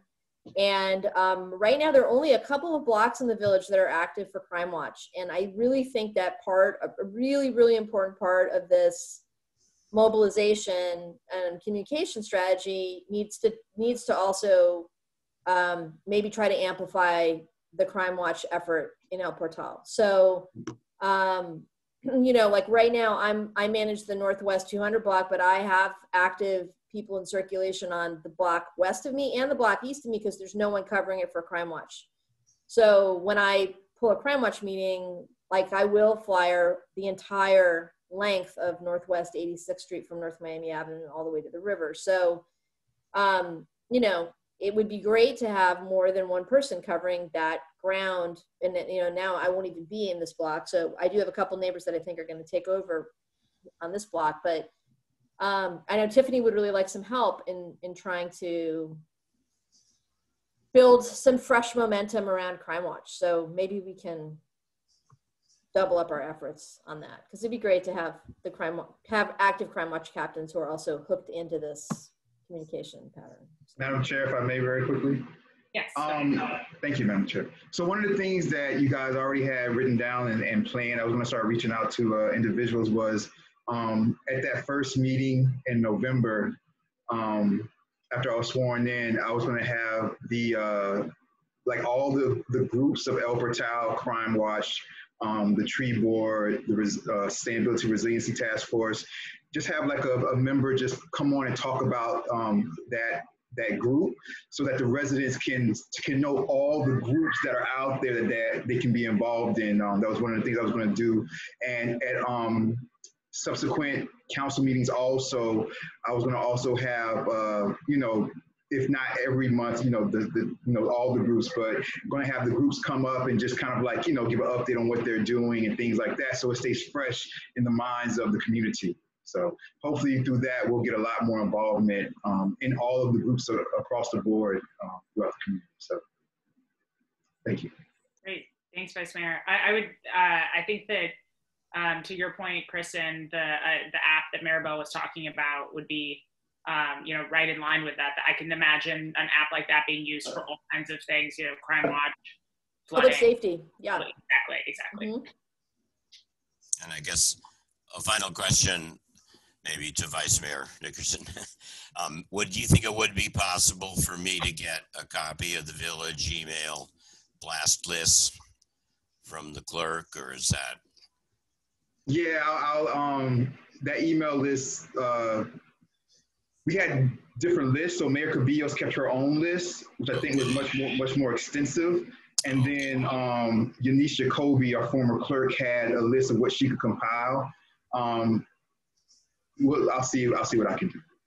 Okay, it would be confidential. I mean, I wouldn't use it for anything other than building a database and, you know, and then giving it to the village and to Maribel if you're working on an app and stuff like that. So. The last thing I would want to say, Madam Chair, if I may. Yes, please. Is that I think it's a great idea what you guys are talking about with this app. I think that this is the perfect place for you guys to, you know, for lack of a better term, do the legwork. You guys find out which one works best for the village, things like that, you know, the cost and stuff like that. That way I can bring it straight to the council with all the details, and, you know, we can pass it through right away and get it started. Because if I just take to the council that we want to do an app and we're going to be going back and forth about all the different apps, which apps are better, which apps works the best for the village. Oh no, that's not perfect for the village. This one's better for the village. This one costs it. So if we can do the legwork here, you guys, it can get done much quicker for the community as a whole. Great. I think that's perfect. Okay. Anybody else have any new business or unfinished business to discuss before we move on to good and welfare? I just want to, if you don't mind, Madam Chair, just two open action items.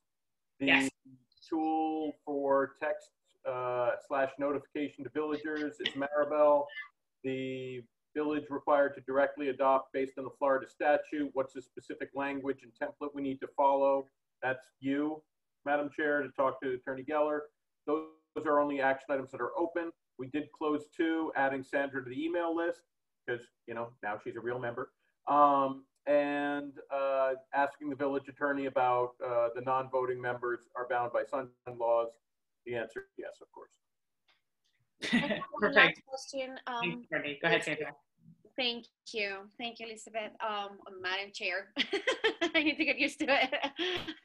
Well, Madam Chair, I have just one question regarding the sunshine law, and if I can actually help Maribel in regards to the app. I mean, I worked in the digital marketing space, so how do I do that? If I find some options, who should I can send that to, or nothing at all? Or finding the options, you have to bring it. Madam Chair, sorry about that, Madam Chair. No, You're probably going to say. Go ahead. If you find the options, thank you, Madam Chair. If you find the options, you have to wait for the meeting. Okay. You got to wait for the meeting and say it there. So you guys can both work on them, but you have to work on them in silos, separately from each other, until we reconvene at the notice meeting. Understood. And then at the meeting, Member Valencia, you say your piece. I think this is better. Vice Chair Fruitstone says her piece. I think this one may be better, and we can discuss that, debate that there. And we can go away from that meeting. The rest of the task force can look into both options, and then come back the next meeting with which one they feel like is the better option to vote on, and we can go from there. But it has to be done at the meeting, Member Valencia. Oh, fantastic! No, I'm sorry. Oh, no, I'm sorry. Just to add, if you come across, you do this research and come across an app that you think is the best one and would like to recommend it to the task force, you can send that to Vice Mayor Nickerson in advance of the meeting, and he can send it to us. So then we show up at the next meeting having already looked at the app and all the specifics, and then we can have an informed conversation about that. So you guys we can both be sitting with your 2 apps in hand prior to the publicly noticed meeting, if that's how far you get. Okay, understood. I mean, I love Remind. I actually like it because I've used it with my daughter in, I think it was last year. They just changed the app now. They use ClassTag, which I don't like, by the way, but Remind is fantastic. But also I have vendors that I've worked with and developers that I've worked with that actually create apps. So I can actually talk to him and probably bring in even quotes for, what the options are there. So that's why, okay, so that the media will be, Major Nickerson, so just to be added to the agenda on that point, right? So we can publicly talk right now. Why don't you do the vendors, and I can look for grants that will fund that. There you go. Because okay. we work at $0. Okay. And I don't know if it's worthwhile to look into whatever the state of Florida uses for, Amber Alerts, 1, but 2, I know I signed up for like coronavirus updates from the state and notification, so that may be a starting point for something. Okay. Okay. We'll do our research. Perfect. You? I think, this might be, if it's something where, 2 people are going to be showing apps and comparing and discussing, but maybe everybody's not, this might be the perfect application to say, we're going to have a workshop on this, declare a public meeting, it'll get noticed. A week later, have a workshop. It could be, if the way you described it, Omar, that this could be, it would get noticed, which would mean anyone in the village who wanted to come and put in their 2 bits worth could do that too. But, if there's something where, there are 3 people working on it, I was there, you were demonstrating different apps and discussing them at length, there wouldn't, it wouldn't be appropriate for the meeting because it would take too much time and maybe not everybody would be interested. So I just wanted to offer that as an option too, if you think, Omar, Vice Mayor, fits the definition sort of a workshop. Madam Chair, if I may. Yes, please. The only thing I would say to that is I'm not against that. Again, you guys, I'm here as a liaison, so it's up to the task force, whatever you guys want to do, if you guys want to have workshops and stuff. But you guys remember, if you're having a workshop, even though it will be virtual, it's like that's more time out of your schedule. That's like a whole other meeting. And then if you're having other residents come on, you're talking about possibly a very long meeting because we're gonna have a lot of people with their own opinions. You know, part of the thing, you know, the beauty of government is that, you know, we elect representatives to represent us. And you guys, in a sense, are that. Like, you guys are a representative. And I think that, you know, as a resident of El Portal, I trust you guys that you guys are going to do the legwork and go through the different apps and the different options that you guys, as a task force, is going to come up with the best option for El Portal. So we can have a workshop if you guys want to, but just understand that's kind of like another meeting because you guys will have to take time out of your schedule, and you guys will have a lot more individuals that will be commenting, so it may be longer than you think it might be. So just understand. I think you guys both make great points. I have a suggestion as a way to kind of combine those two. After we hear back from Sandra and Maribel, perhaps they come back and there's a consensus and this is absolutely the best app. We all agree we can pass a resolution, and there's still that opportunity for it to go in front of the village council, for it to have public discussion and be addressed. And then maybe in that instance, we just leave that public participation process, which I agree is very important, to village council voting. But in case where we disagree and there's a couple different apps and we don't know what's best, then perhaps we take your suggestion, Mr. Gladwin, and host a workshop to see if we can kind of parse out those ideas and get some input. So maybe at this point we put it on the agenda for next week and then kind of see how it goes. That would be my suggestion. Sounds good. Absolutely. Also, remember, you guys, this is a public meeting.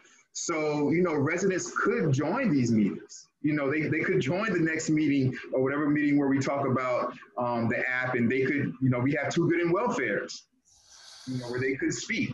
You know what I mean? So also keep that in mind. Yeah, I think if there's a need for a workshop, I'm very supportive of that. But if it comes down to a funding issue or something like that, I think we should just wait and see whether that's needed. Does anyone else have anything else to add on that, or any additional new business or unfinished business? Great idea, Hugh. That was a great idea. I'm not against it. I'm just here to kind of balance out. I'm the balance man, you guys. I come here and say, okay, you guys, if you guys ever see me at the council meetings, I'm like, when everybody's going back and forth and getting emotional, I'm like, you guys, these are our options. We can either vote this way or we can vote this way. That's like, I try to bring it all together and just like, you know. I would also be supportive if the village council, feels in their wisdom that this is something they want the input of the village on to. Like, I would also be very supportive of the village council having a workshop on this prior to adoption. But for efficiency's sake, I don't think we both should. Sounds perfect, Madam Chair. Sounds perfect. Okay, great. Anything else from any of the council members or task force members? No, I'm tired. I'm ready for us to be finished for today. Okay, open it up to Good and Welfare. Let me see if we have any participants. Mr. Gladwin, do you have anything else to add in Good and Welfare? Okay, great. So hearing, adjourn. Yes, I'm sorry? I'll move that we adjourn. Okay, I'll second that. All those in favor say aye. Aye. All those in favor opposed say nay. Okay, hearing none, the Sustainability and Resiliency Task Force meeting is officially adjourned at 5:28 p.m., 2 minutes early. Woohoo! Twice in a row, I think now. Yeah, we're doing good. We're doing good. All right, thanks everyone. Have a great night. Great meeting. Great meeting. Member Valencia, Member McLean. Love you guys. You guys take care. Have a great day. You're the best. Bye, guys. Bye.